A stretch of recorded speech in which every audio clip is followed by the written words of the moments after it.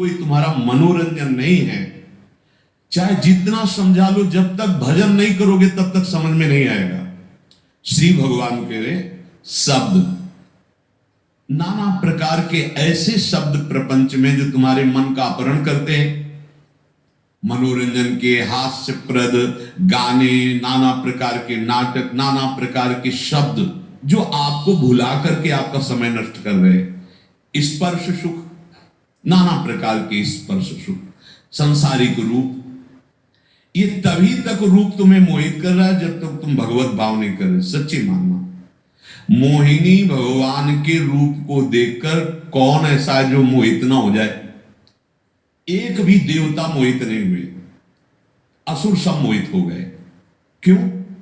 क्योंकि देवताओं को भगवान ने कहा था, देखो मैं अभी ऐसा रूप धारण करता हूं कि अमृत का कलश अपने आप दे देंगे। उनको पता है मोहिनी स्त्री नहीं है, ये भगवान श्री हरि है। क्या? भगवान का कटाक्ष, भगवान का मुस्कुराना, भगवान का चलना उनको आनंद प्रदान कर रहा है कि मेरे आराध्य देव भगवान श्री हरि। और असुरों को क्या लग रहा है? बड़ी सुंदरी है, हमसे प्रभावित है, अमृत का कलश हाथ में दे दिया। भाव समझ रहे हो?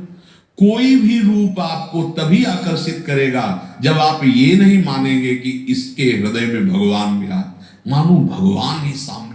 अब कैसे समझे में आवे? जब तक भोग की प्रवृत्ति है, जब तक संसार के प्रति सत्यत्व भाव है, भोगों में मात्र बुद्धि, ये बात समझ में नहीं आती। इसलिए हमको कोई भी रूप आकर्षित कर लेता है।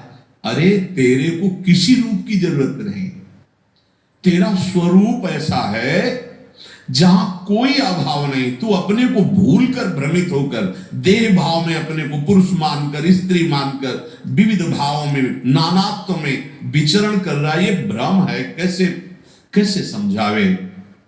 ये समझ की बात केवल गुरु कृपा ही केवलम, गुरु कृपा करे तो समझ में आ जाए। एक ये बड़ा स्वप्न चल रहा है, बिल्कुल ठीक स्वप्न, पक्का समझ लीजिए।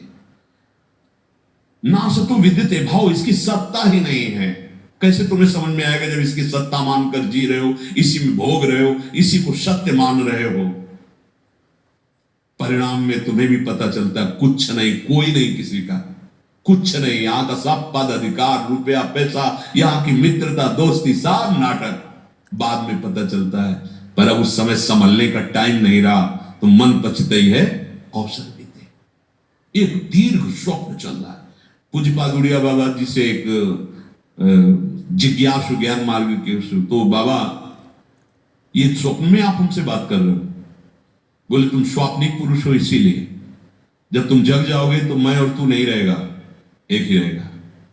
प्रश्नकर्ता और उत्तर देने वाला दो नहीं होंगे, एक ही है। गुरु और शिष्य एक ही है, संपूर्ण नानात्व एक ही है।